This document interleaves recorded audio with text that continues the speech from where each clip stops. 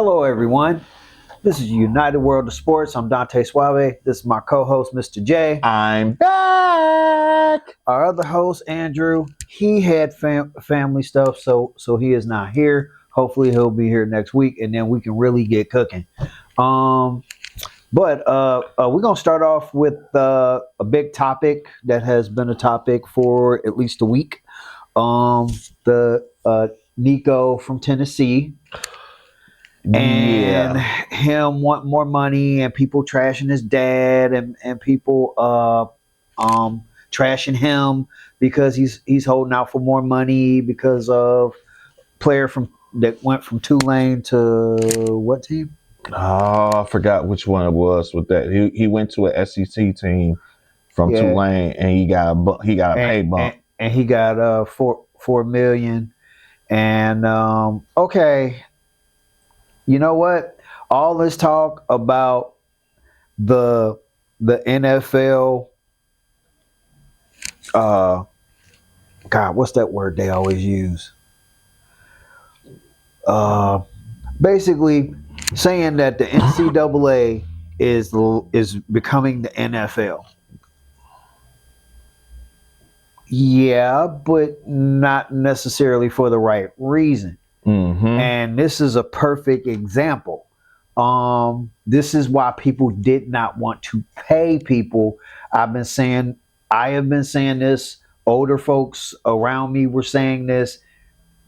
They were going to turn into the players. Then it was to become more about the money than about the game. And here's a perfect example of it. There was a take to not blame the player for an opportunity to do something to do better for himself. And you know what? I kind of agree with that because, and here's why I agree with it. Mm.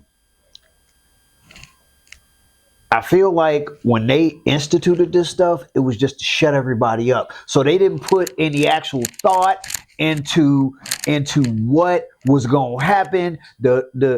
Which you're supposed to be as business people. I get that I'm not a business person, but the business people that I've been around and I've heard about the most successful people, they do projections. What can go wrong? And they have those people to go, hey, give me everything that's gonna go wrong, and let's create as many avenues as we can to put as many guardrails as Colin Hurd put it.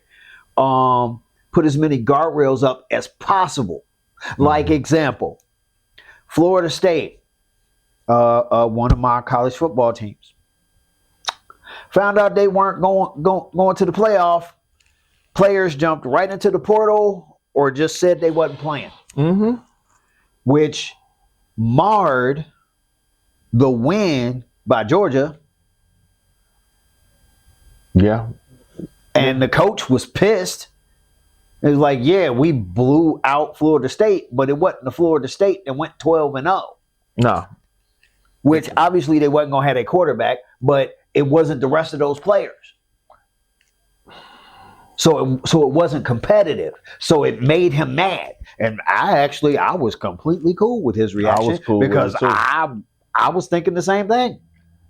And I was thinking the same thing. And yeah, I'm one of those people that, just because I rock with you don't mean I don't mean that if you wrong, I rock with you. Yeah. That's part of my issue in relationships. I don't mind let my let my girl know, like, I love you, but you're wrong, and I would expect her to do the same to me, Yeah. which they usually do. It's like, okay, we'll just make sure we're on the same page. You're wrong now. It's your turn, and and we should be able to do that, whether your family, your friends, your coworkers. If y'all truly got a bond, you should be able to hear that and not be like, oh, you a hater. You ain't nothing but a hater. But this whole NIL thing, how do you create this big thing and not, especially you got the NFL, years and years and years of the NFL to show you what can go wrong if you don't have up special precautions. from players holding out, especially from players holding out and wanting more money and not wanting to show up. So now you got that going in college. And what is this, the second year? This is the third full year of NIL. Third full year of NIL. And it's turned into a cluster. And it turned into a cluster because, like you said, the NCAA did this as a byproduct of the Ed O'Bannon lawsuit against the NCAA for NIL, and then decided to take this, and they just said, you know what, we're just gonna open it up and let it run rampant. And then they did not. One, they were naive. They were very naive, because you cannot sit there and open up that box and not have the thought process of what caused you all the issues that you've had over the decades beforehand with boosters and agents trying to get involved. First person that came to my mind, and I'm glad that they tried to rectify it now, but first person that came to my mind was Reggie Bush. When Reggie Bush took that money from a booster in order to try to help out his family in there, and they went as far as, you know what, all your records are gone. You broke the rules. All your records is gone. We taking your Heisman. There is no signage of you whatsoever at USC. And now they had to backtrack all that, because now you have created people that are 10 and 20 times worse than Reggie Bush ever was, and doing it for the legitimate reason of, I'm in here just to go, I can get paid. That's it. And when it comes to the situation with Nico, and I text you this when we were talking about topics for today, I said, this is worse than free agency. Think about it from this standpoint, folks. Nico Collins, one, you're getting a scholarship to go play football where you're not having to pay to go to school.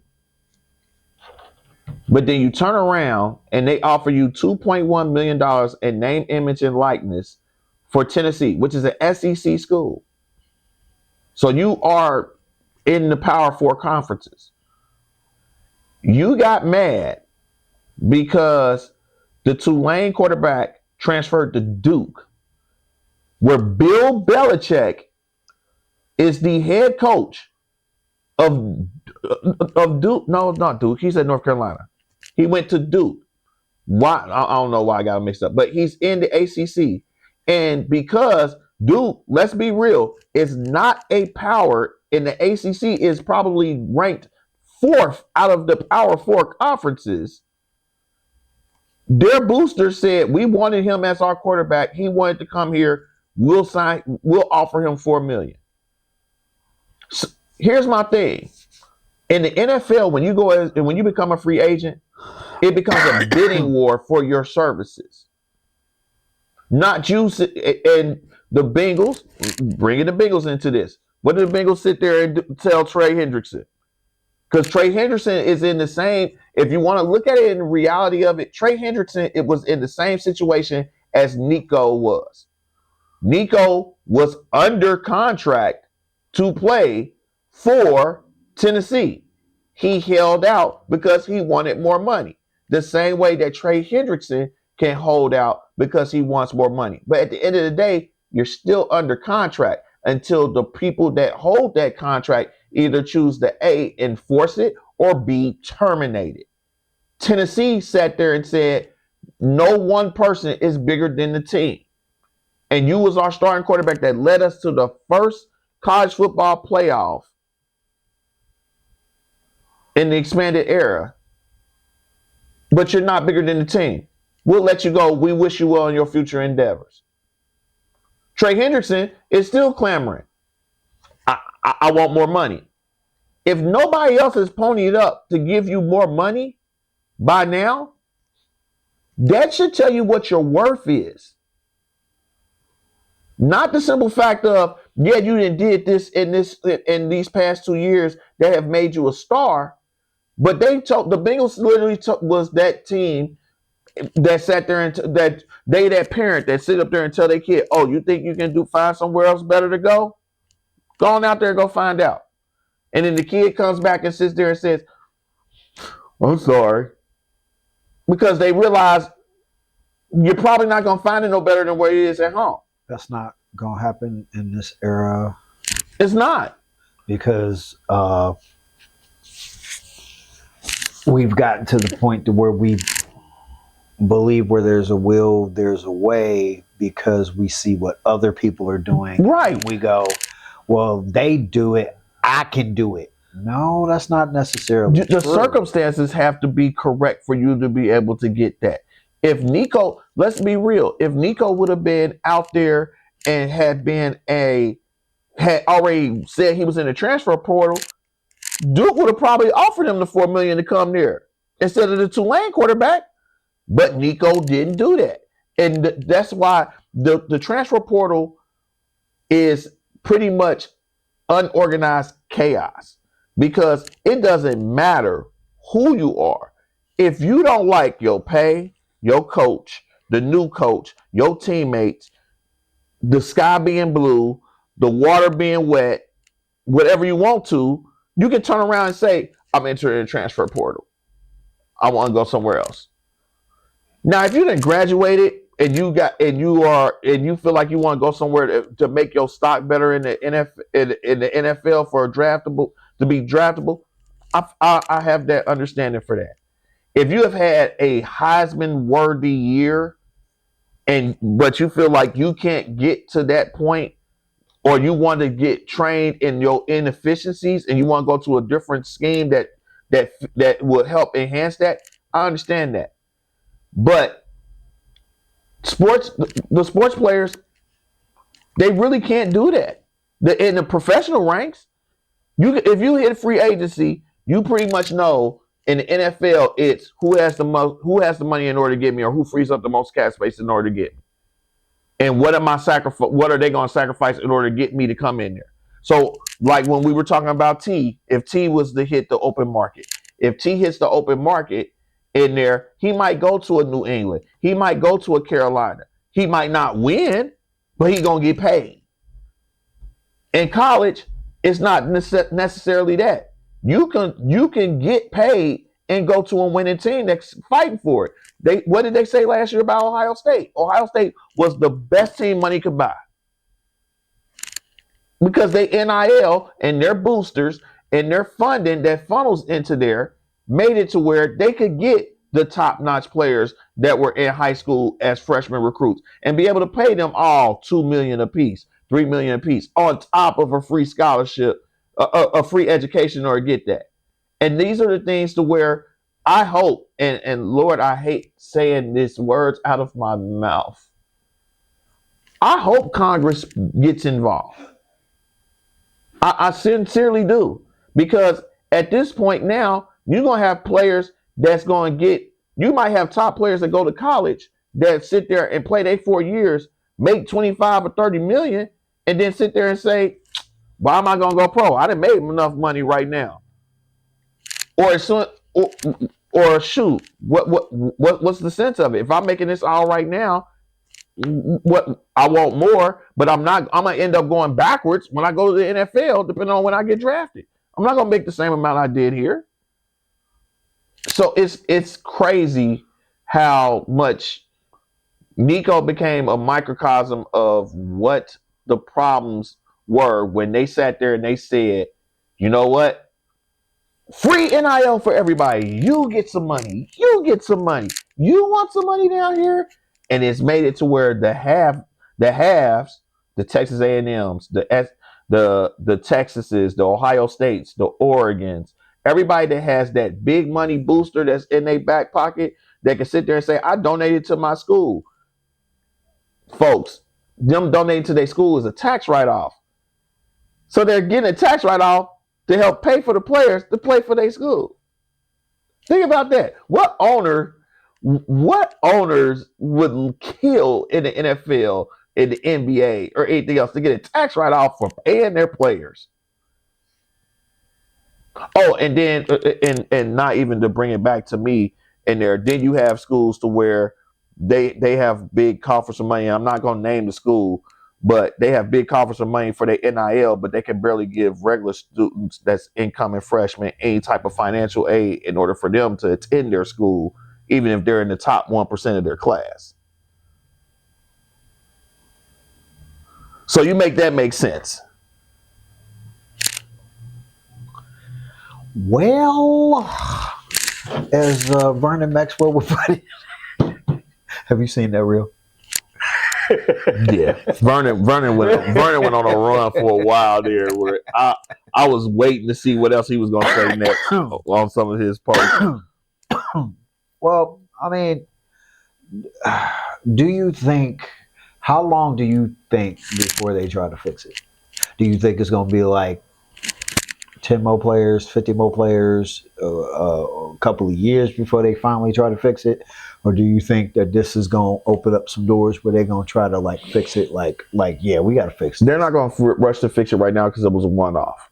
What's going to end up happening is that if the students try to start unionizing against it, so they start getting more rights along with it, because they've already sat there and said they're getting ready to take it to where college sports is not going to be considered amateurism anymore.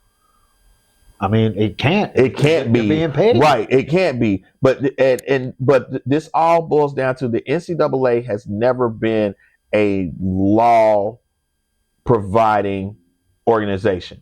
They've been a we enforce the rules that were given to us organization, and it's never been right, because if you sit there and you really take the time and you think about it, you got gymnasts. They getting ready to have the gymnastics championships this weekend. You got gymnasts that have been paid for endorsements throughout the years because they've been on Olympic teams, but been able to go back and go perform in college. You got swimmers, same way. Baseball, in some instances, same way. The only ones that could not play in Olympic setting and then come back to college was because the NBA deemed it that way, and then hockey. That's it. So everybody else can be at college, but they can have a Nike sponsorship deal because they run and doing all the track meets and stuff, or they're doing all track and field, they're doing all the swimming, they're doing everything else with that. They're getting paid off of that, and they still getting to go to college, and they on scholarship at college. So you can't. The NIL is supposed to make it balanced because college football don't have no opportunity to do that. But you can sit there. I was one of them people that back in the day used to sit there and couldn't wait for college football to come out on the system, college basketball to come out on the system, and I knew what websites to go to where I could download a save. And somebody sat there in front of their computer, God bless you nerds, and would sit there and key in and change every single player to look exactly like and have the attributes of the players for the college football team, college basketball team. Sit there and load it up, and would be sitting up there like, yeah, they ain't number 20, they ain't number 2 no more. That's Reggie Bush. Or shoot, Homer, being a homer. You see Bearcats on college hoops, sitting up there playing with them. NCAA March Madness, everything else, playing with Martin and all of them back in the day on that. But they wasn't getting no money off of that. So I understood the fight. But I think even if you go back and you talk to Ed O'Bannon when it comes to this, certain instances of this has gotten completely out of control. And the transfer portal and NIL has made it to where it's you had to know that that's going to happen. That's human nature. Right. But that's why I'm saying the NCAA for everything that was supposed to be done with the NCAA and organizing this, they've never organized anything that they had their hands on. I have one more possible angle and take because it made me think of a situation. Kimbo Slice. What if the NCAA literally did it on purpose? They knew what was going to happen, and they literally did it on purpose. And I'll tell you what I mean by that, and then we're going to move on. To me, I think that Kimbo got pushed up to fight the more professional people that that had more experience Yeah. because Dana never wanted to do it. No, Dana didn't want to do it at all. Dana knew that he wasn't a seasoned fighter. He wasn't a rounded fighter. But that was the thing. If he had let him grow like normal, he brought him into the he brought him into the Into UFC with that. the UFC reality show. Mhm. If he had let him fight the people that was on his level, he showed that he could have turned into something. You have him fight lame Houston, Yep. which Houston wasn't all he wasn't he okay. So Houston was a good fighter. He was a good fighter, but he wasn't. He's on the first fight part of the card. Mm-hmm. He's on the prelims. He's or either prelims or the opening somewhere, fight. He's somewhere like that, which obviously, even with his experience, was better than Kimbo. But one thing about him was just like who was that dude? That dude that fought Tyson, was that Tony Tubbs? Yeah. The one that Mike like threw a glancing blow off his forehead and he went to the ground like this. It's like, that was Houston. Yeah. That was Houston running from Kimbo. Yeah. And but after all that smack he talked, and I was pissed. He started running. I'm like, no. It was like literally I was taken back to the Holyfield Foreman fight. Like, no. You do a lot of this. I want to see you in there. Mm-hmm. But that was the thing. You know, every time Holyfield did forget and get in there, then Foreman would turn him into the one man earthquake. Right. And then he'd be like, oh yeah, that's right. Stick and move. Yeah. So that one punch, he was like, whoa. He that old, he still can hit me like this? He start hitting him with combinations and then he forget, like, all right, I can stand in here. Boom. Oh no, I can't. Let me start dancing. Because if I'm trying to power, piss me off. I was like, no, stand in there, man up. Nah, he danced. Be a man. He was the start of the dance routines. Be a man. You be a man. You talked all that smack. You go get in there. You go take it to him. Okay, let's see you take it to him. He Foreman was going. If Holyfield had stood in there that whole fight, that I dare to say how his body would have ended up, or his brain. His brains would have been his brains was already scrambled. You don't stand in there. I get it. The Foreman was old and he was definitely slower than he used to be. But no, you don't want that power hitting you straight up. You want to be moving, so that in hopes that some of the punches like glance off or something. It's like, do not make direct contact. But again, I say that to say this. What if they did this on purpose? They knew that it was going to turn into a show, a horror show, and they just sitting back in the cut like, yeah, but wait, but you got what you wanted. You wanted them paid. We paid them. But the only thing about that is that even if they did do that, the only way that the NCAA could do that and still have a smile on their face is if what happens that they've been trying to clamor for it to happen, to where the Power Four split off and do their own, and those people that are a part of the NCAA that are with the Power Four create their own entity that's separate from the NCAA, comes to fruition. Because at this point, because I just clicked on an article based off of Mensa, that's the quarterback that went from Tulane to Duke from there.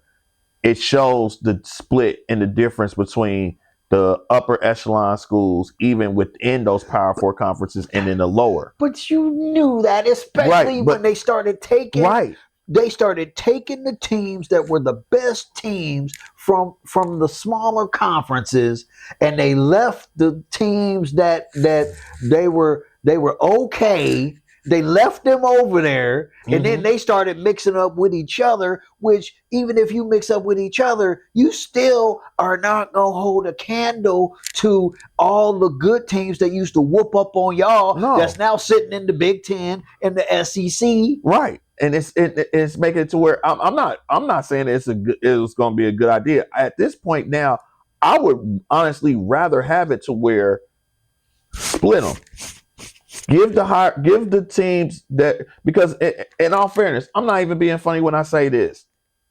As a as a UC fan, is UC football on Big 12 level? No, they've regressed so far back to where this is Conference USA level. I can't, and then the other part, but what makes it even worse is that if you don't have the revenue in there to try to pay to go up and compete with them people in that, then what are you doing? You're basically just throwing money to be mediocre. And that's why I laugh wholeheartedly, because when that marriage split with UC between the head coach, when he decided he wanted to go off to Wisconsin and think that cheese was going to be better than chili here, and that ain't worked out for him. And then UC went to the X, went to the X, and he didn't work. If you're gonna go to the Big Ten, you got to know what team you go. You don't go to you don't go back to the Big Ten to go to Wisconsin. Wisconsin has been. If you look at the tiers of the Big Ten, you got your Michigan, you got your Ohio State, you got Penn State that's on the border, and now you gotta throw Oregon up there because Oregon came from the Pac-12 in there. But it's them three teams: Michigan State every once in a while, Penn State every once in a while, Wisconsin really every once in a while. Because Wisconsin, if they ain't got a powerful running back, they ain't never do nothing. Yeah, that was they last powerful running back. Correct me if I'm wrong. What was his name? Ron Dane? No, they had one since him. I cannot remember his name because they had one at the same time as Barkley was at Penn State, but ever since then they have not done anything, and it's bad because Wisconsin. He tried to turn Wisconsin into an offense that was like UC's, and Wisconsin ain't built like that. Wisconsin is built ground and pound and then throw when you need to. And because the running back that they had, he won the Heisman, I thought. He won the Heisman, or he broke a lot of records for Wisconsin the last time. Let's look that up here. Because Wisconsin Badger running back.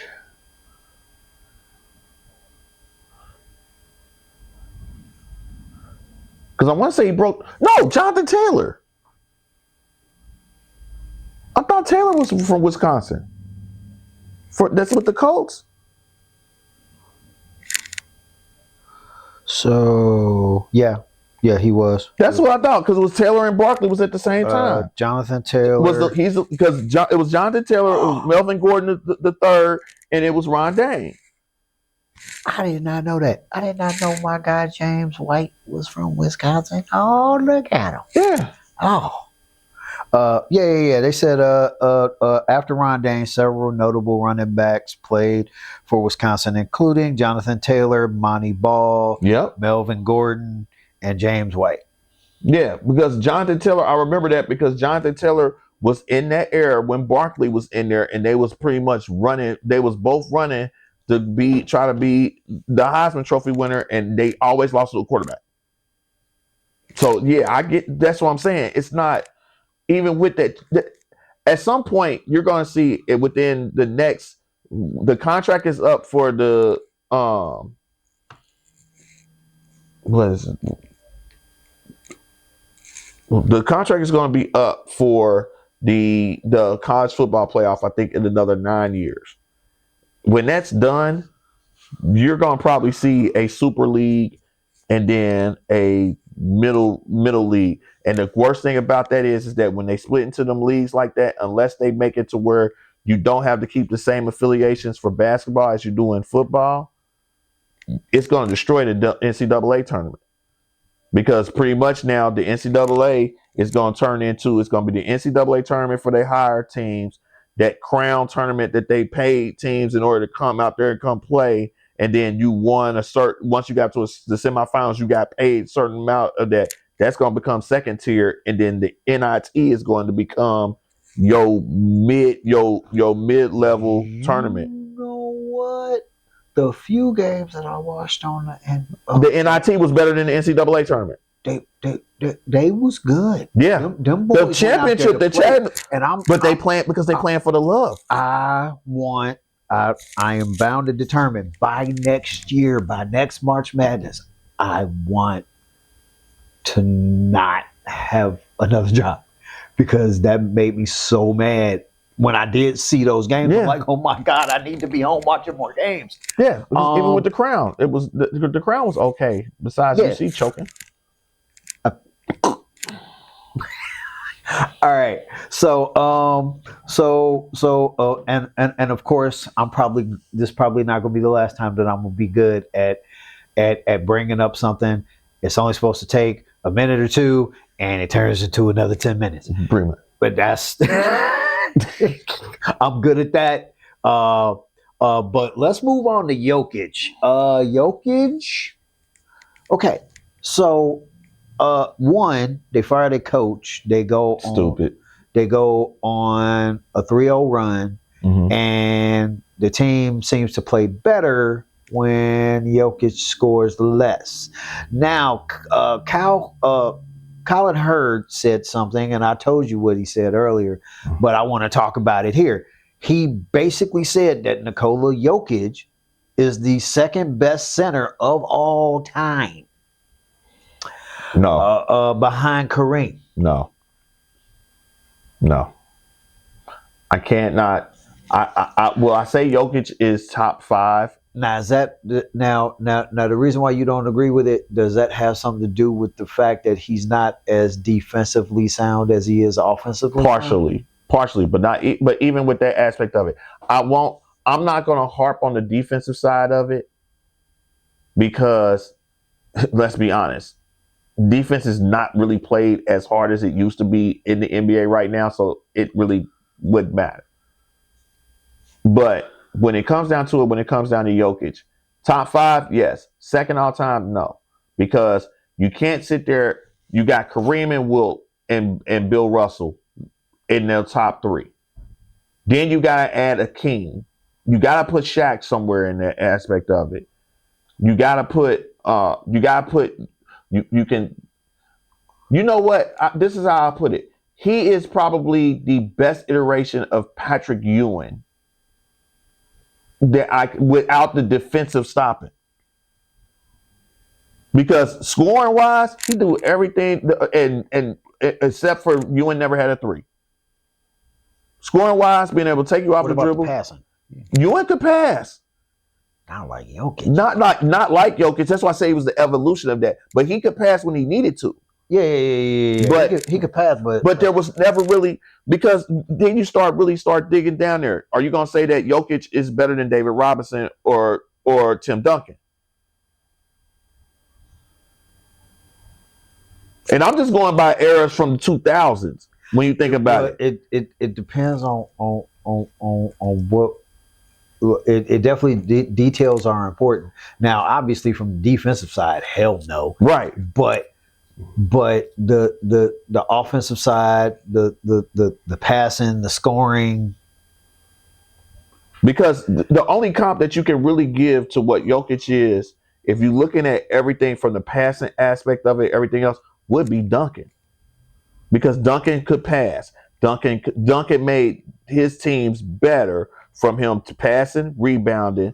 He didn't get the assist as much, but he knew how to pass out of those, and he could score from every which way under the sun. So you can't really. You have to give it to Dunk. You have to put Duncan up there with him, and Duncan got the rings. So when you start having that debate, I get it. Jokic he's became the third player to average a triple double in a season. But part of that was because he was pretty much all that team had. Just same way that Russell Westbrook, when Russell Westbrook went on that run, that was all that they had. They didn't have. They got what happened when they got Paul George and brought him to OKC. Dame Lillard waved bye bye. You can't. I told everybody. I've told you this story, but I just as soon as people found out he was Paul George and Carmelo Anthony was going to OKC that next year after he got the assist title, and they're like, "Oh, OKC going to the championship." I said, "Based on what?" And they went, "What do you mean?" I'm like, "What happened the last time there was more than one star in OKC? How did that work out?"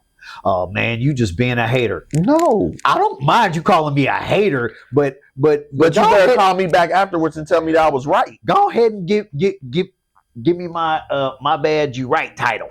Right, because at the end of the day, he doesn't play well with other people. He never has, and he got the whole stats in there. I give him that. I understand it all. I understand it all when it comes to the things that was done in there. But you cannot say that you can put Jokic in. You can't sit up there and say that you can put Jokic in that top title, in that top tier, when it's all said and done. You can't. And it sucks, but it's the reality of it. And I get that Cal Hurd's always going to say something that's going to be outrageous in that. I've loved Colin Cowherd's show for over the decades that he's been there. He definitely made me miss it because I hadn't listened in weeks. but it's just like you cannot sit there and legitimately Jokic give Jokic his flowers for right now. Is there any other centers that you can think of that's in the NBA that can do what Jokic does right now? No. So be happy with saying right now. When you start saying all time, and we've been hearing this debate, and we can't say all time anymore. We can't say all time anymore. I thought we couldn't. Right, because some people get offended when you start talking about why are you comparing eras and this, that. But then when you say something when it comes along in the lines of bigging up one of the people that's in their current era, they all for it. But when you start saying that they're not to the level of certain people in there, and I'm sorry, stats don't lie. Gameplay doesn't lie. Eye test doesn't lie. You can sit there, it's always going to be a debate. But when you look at it, what's the first thing that we said that came to mind when we start talking about Jokic? The defense. The same thing that comes to the line when we talk about Luka. What do we say? The defense. Everybody can score. Can you stop somebody from scoring? That's why when you have the people that only average 10 or 15 points a game, but they don't allow no more than 10 to 15 points a game, that's the players that you have to build around that score in order to make it to where it's viable. The adage always is offense brings butts in the seats. Defense wins championships. And we about to see that now with the NBA going into there. That move that they made, I meant to message you, but it was so much going on when that move happened. I was shocked when I heard it. And then to hear Jokic's comments after the firing of him, where Jokic basically told the line and said, they came and talked to me beforehand, so I was in agreement with it and everything. And then starting to hear all the other nuances of stuff that start coming out to where the Malone wanted to build with veterans around Jokic in order to win now, where the GM wanted to go young and save cap space and build it youthful around Jokic. So they was always butting heads. Then they said that Malone was showing favoritism towards Westbrook. Yeah. In that aspect. And then they said Malone was a hard coach. He was call timeouts to berate his team and call timeouts in order to cuss them out when they weren't doing what they were supposed to do, and he was very abrasive. And you soft asses, What? you soft asses. That's what that comes down to. That's usually okay. So while it didn't happen all over the league, and obviously some of the best coaches in history don't necessarily use that level of coaching, aka Phil Jackson. Right. That's usually what's gonna happen. College, pro, football, basketball. Yeah. Your coach called timeout. And you ain't do something that he's supposed to You do. probably don't want to go near the sideline. Right. If he calls timeout and he's 4 steps onto the court during the timeout, and you see the spit flying from your peripheral, just go straight to the Gatorade jug. Don't even walk past him. Unless he reaches, because see, here's the thing: they can't Bobby Knight him, can't reach out and grab him. That's gonna be an issue. You can't turn around and now you cuss them out. It's, oh my God, taking it back to what we was talking about to start this whole thing. You can't take it back and sit there. You can't cuss them out or anything else. You know what? I don't like this. I'm taking my ball and I'm going into the transfer portal. I'm gonna go where they like me. It's soft. And you wonder why certain players that have all this potential never reach it, because they have all this potential, but nobody shines up the turd in order to make it sparkle. And that's what that hard coaching does. Think if that hard coaching wasn't there, would Denver have won that title? No. What happens as soon as he started right? What happens as soon as he started pulling back a little bit in that? Because he has changed his style from there. So as he started pulling back, it was some nights Jokic can go for 61, 20 and 10. Other nights, the night when LA got in their stuff and they shut Jokic down to 15 points and nobody else could do anything around him. You don't think that he was sitting up there? That would have been a complete time to sit up there and be up there like, he's just sitting there like, y'all want me to coach y'all hard. This is what happens. So it's not it. Malone's gonna get a job. The same thing happened. The same thing happened in Memphis. Get your gat in that whole team. You fired your coach that had y'all at the number 1, number 2 seed before got in trouble and got hurt and then got suspended, and he loses his job because they never put that back together after that. And then he in trouble for, and I was actually watching that game when he did it. And the Golden State one, the grenade. Oh, the grenade. At this point now, he's a better Dylan Brooks. He's the new. Tell me if you agree with this take. He's the new Draymond Green. He can't. You know what? I can't even. There's nothing, and this is what I mean by that. There's nothing he can't do that 9 times out of 10 will not get him in trouble. You know what? In all honesty, though, at least with Draymond, it was on the court. On the court. Right, but with Ja Morant, it's your situation off the court.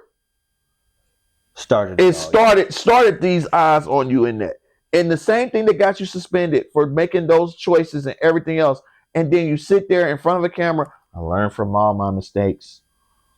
I'm going to be better. I'm going to do better. I just want everybody to have faith in me in order to make sure that I keep on doing everything that I need to do. Wait, what? That's the new celebration? Oh, for real? Hold on. I got a new celebration. I'm going to show y'all when I score. And the first thing that you do after hitting 3 is going. As soon as I saw it, when I saw the clip for against Golden State, and I sat there and I just sat. As a parent, if you're a parent out there and your child does something, we have one kind of face that we make when we proud, but we don't believe our kids do something, or when our kids do something absolutely stupid and we don't want to even be attached to them. It's almost similar. It's that look of, I don't believe it. And that's exactly was the look that I shot to the camera, to the TV when I saw the blip pop up saying that there was fines coming up because of gestures, and they said Ja Morant. I said, what did he do? What did he do? And as soon as they replayed on SportsCenter, and it was during a timeout, yeah. I'm like, why? If anything, you have.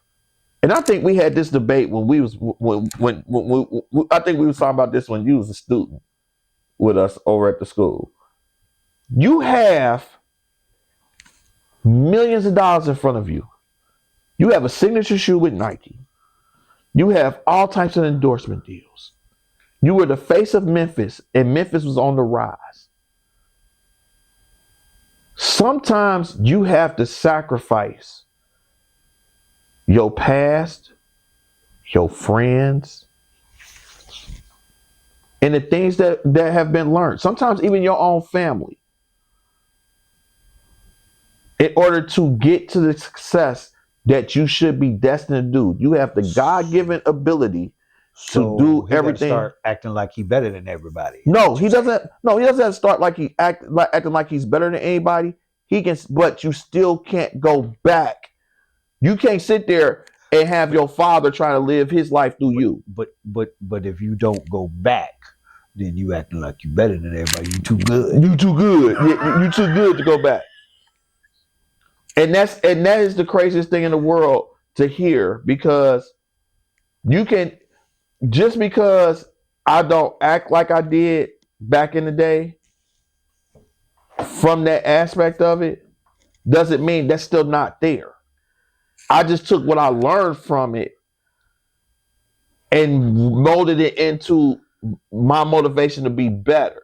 I don't have to sit out there and do all those different things and hang out. You can hang out with your friends that you grew up with. But at the same instance, they need to know, hey, don't do nothing that's going to cost me. Y'all can sit there and chill all y'all want to. Don't do nothing that's going to cost me. And every time he turns around and you think he's taking 2 steps forward, he does something that reverts him back, and you sit there and you just be like, he's never going to get it. And it's sad because somebody else in that situation that would love to be in that position and would make those sacrifices won't get that opportunity. Uh-oh. He's about to go in. Get out the line of fire. Money does not change humans. Nope. Now, as they say, nothing is 100%, right? So there are some people that do change, but there's a reason why I said to him what I said to him, because a lot of people that did change their ways and they evolved and they became like a chameleon. They had what you saw, and then people back home, if they were smart, to an extent, they were still who they were. But when you see it on the outer, all you see is, hey, look, I can be black and professional. Hey, look, I can be black and not fit the stereotypes that would make you look at me in a way that won't benefit my future. Yep. They won't look at you in a way that makes you look like, oh, so you do fit the stereotype, you do fit the reputation of what I have seen in movies, what I've seen on the news, what I've seen on TV shows. You fit that. So, and I'm not down with that. So you can go out there and make me money, but when it comes to, being seen with me, you only gonna be seen with me in conversation. They're gonna talk about the fact that you on my team, but I probably ain't gonna invite you to my house unless there's Some type of a good viable reason. Yep. Because I don't mess with you like that. You are just my employee. A lot of people like to say slave, but I mean, if you gonna call them a slave, then you gotta call, if you have a regular job, then you gotta call yourself a slave too, because it's basically the same instance. The only difference is the details. That's a basketball player, that's a football player, that's a soccer player, and they're playing for this $1 billion owner. But you're walking in the McDonald's, you're walking into these factories that have been around, and a lot of these businesses are $1 million, $1 billion companies. You're doing the same thing. So contrary to what people like to believe, although the details are different, it's the same thing. Every day you walk out your door, you're representing not only yourself, not only your parents, you're representing people you don't even know with your skin color. We got to be better, is the bottom line that I'm trying to get to. We all got to be better, and be careful how we represent. You're representing all men, you're representing all women, you're representing all people of the LGBTQIA plus. I think I covered everything. You're representing those people. I'll give you an example of how incident where I dealt with something racial and yet hypocritical because of who it came from. My first time seeing Marilyn Manson, it was at Bogart's back in 2013, I believe it was 2013, January 2013. So crazy show, was in there, packed in there like a sardine, but it was fun. It was a fun show. So I'm walking out, and these two gentlemen of that community, they were walking next to me, and all of a sudden I hear one of them look at the other one and go, "Hey, I didn't realize we came to a rap concert tonight." And in that moment, because I had been going to Bogart's for years, and I had to think, because I could have easily went rogue. I was almost to the door, and the first thing I thought about was, you know what? And all the time I've been coming here, security loves me because I come in here and I don't start trouble. The show is over, and there's the door. I could easily snap out. Then the next thing you know, you're a homophobe. You didn't hear everything that happened. You only saw my part of it. Right. And that's that, yeah. So I went ahead and I walked out the door. And I went on to spend many more times and years in Bogart's, and very few people know about that incident. But that was a misrepresentation, because I've had gay friends, and I know all of them don't act like those two idiots. So that's what we have. And now we've gotten to the point where this is becoming a new narrative for the team and the players. You're not necessarily going to the NBA or the NFL to win a championship. You're going to the NFL just to better your life. And while I can respect that, I guess the competitive side to me, why can't you go in there with the mindset to do both? It's too simple for them. I just walk me. I understand that everybody ain't gonna win a championship, but if I know what my skill set is worth and that I got the skills to be a champion, I'm gonna do what I need to do in order to be a champion. I would rather go in, get enough money where I'm in a different place, but yet have at least one championship, or at least have some championship appearances to give me the opportunity, so that people can say, like, yeah, he may not have won one, but he worked his way to that championship repeatedly. Charles Now, Barkley. you could talk smack. You could talk smack about Charles Barkley. You could talk smack about the 0-4 Buffalo Bills, but they were a talented team, and couldn't nobody stop them from getting back there 4 times. Yep. They couldn't. And that's So important. they may not have the ring to say that they are champions, but they have the talent to say they were a dominant team. Mm-hmm. Dan Marino, he got there. He didn't win, but he got there. And that's why people that really care about the sport, that's why his name comes up when the talk quarterback debates come up. When quarterback debates come up, that's why his name comes up. But there's plenty of people that unfortunately did not get the opportunity to do that were great players. Mm-hmm. Warren Moon, I don't know how his name does not get brought up. Especially in the angles of black quarterbacks. That was the first black quarterback I can remember before Doug Williams.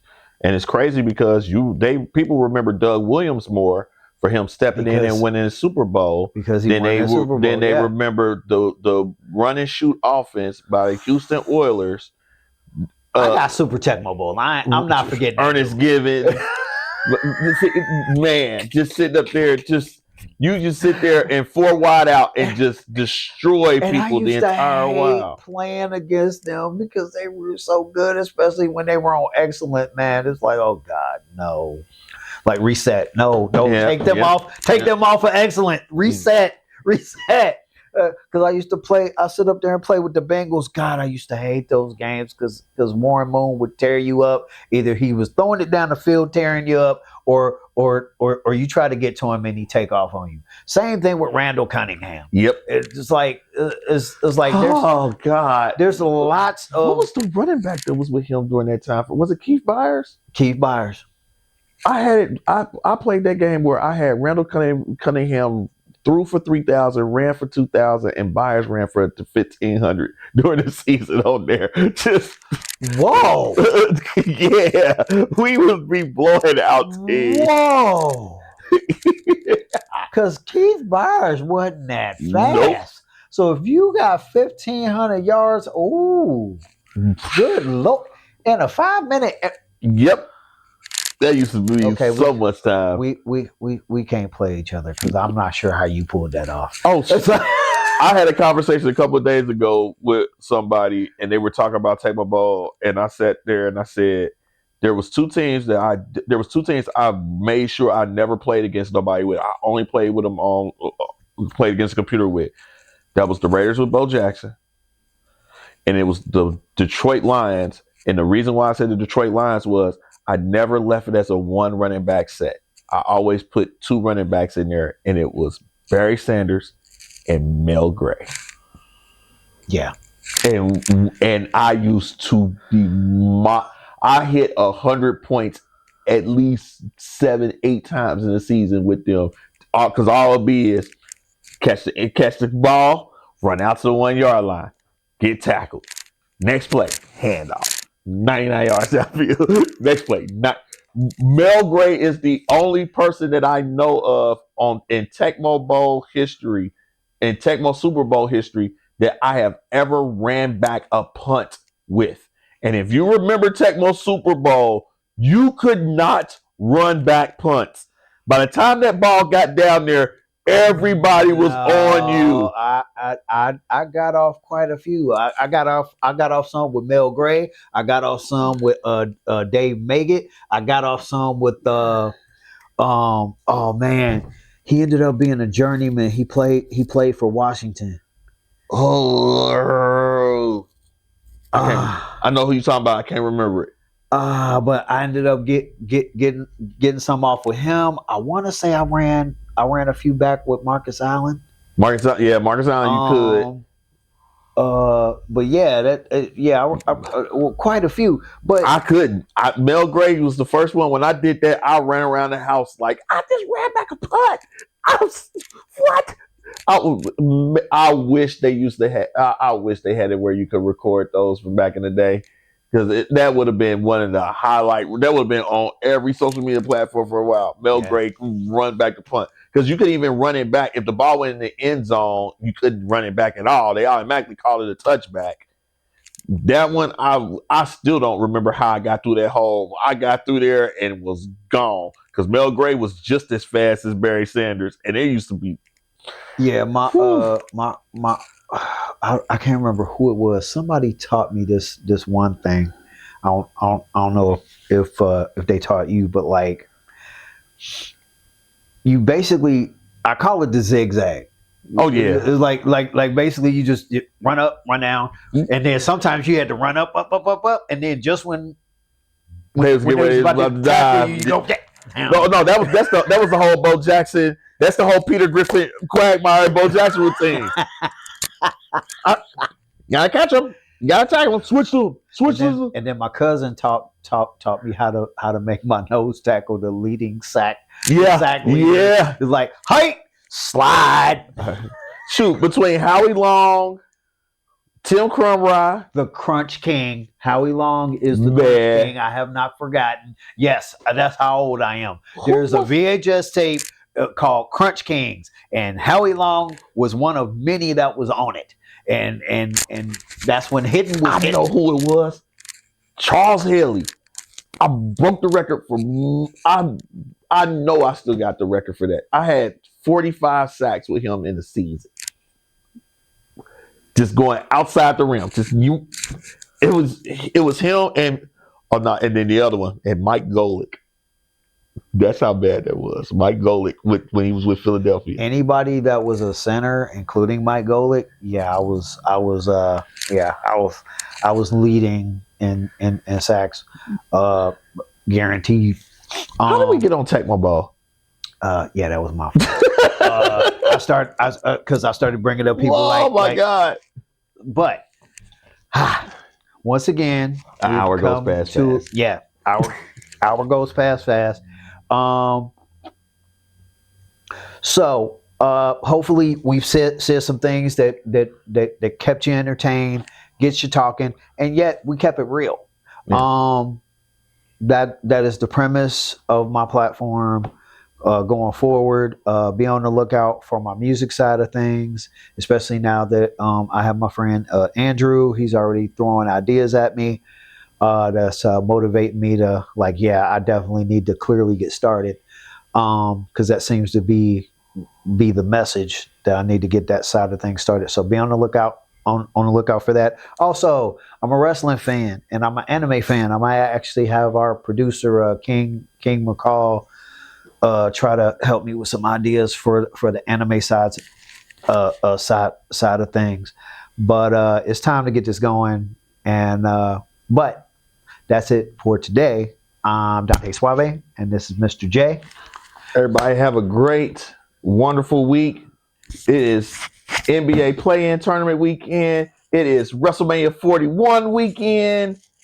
And it is Easter weekend. So everybody be safe out there. Enjoy the holidays. Enjoy your family. Enjoy the sports. Oh, yeah, and by the way, you probably can't see it, but the Saquon jersey did come in finally. I said I was going to get it for the Super Bowl victory. And I wore this shirt for all the Bengals fans that hate Pittsburgh Steelers. Back when Bill Cowher was the coach. It's like you got that, and then taking teams out one knee at a time. I saw this shirt. I had to buy it. I've had it for years. I know I'm not a Bengals fan, but it was funny, so I bought it. Yeah, we'll get into that cluster next week Yeah. because Shedeur Sanders going to Pittsburgh to go try out. Basically to tell Aaron Rodgers he's on the clock. Yeah, you should have told him that a long time ago. Because Discount Double Check is really taking all y'all money and holding y'all hostage like an insurance and we'll company. talk about that next week because there was a take again by Colin Hurd that we should talk about. Who? And we should talk about but that's next week. Have a good one, everybody. He's already packing up. I'm all right. Later.